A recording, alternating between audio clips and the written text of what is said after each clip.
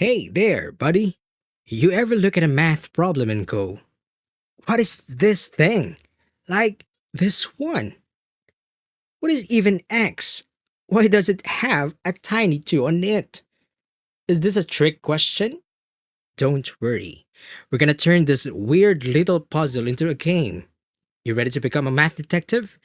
Here's the magic rule. And it's actually super easy.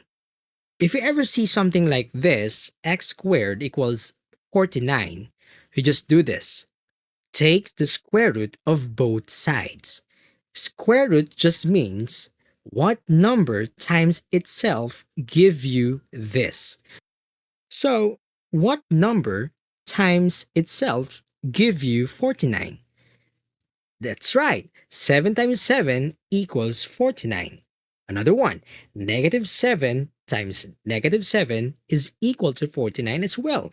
That means the answer is x equals plus or positive 7 or negative 7. It means plus or minus 7 because both work.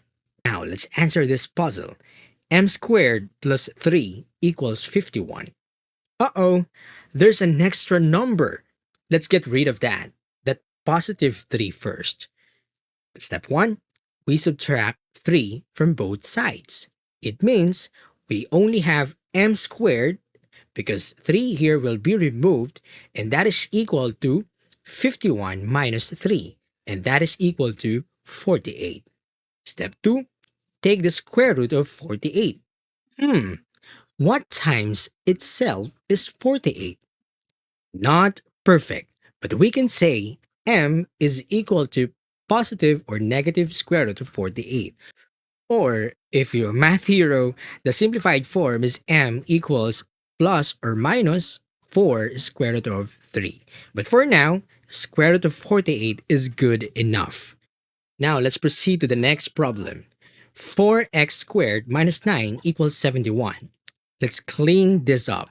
Step 1, we have to add 9 to both sides. Will leave us 4x squared on the left side, and that is equal to 71 plus 9. 71 plus 9, and that is 80. Now, we proceed to step number 2. We divide both sides by 4. Dividing both sides by 4, that will leave us x squared, that is equal to 80 divided by 4, that is 20. And square root time.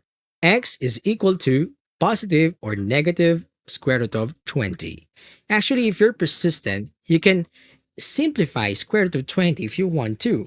Like, you need to find the factor of the radicand 20 that has a perfect square number. And the number that is fit is 4 times 5.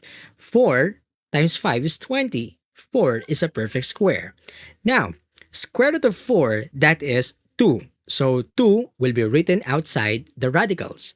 And square root of 5 will remain. And the final answer would be positive or negative 2 square root of 5.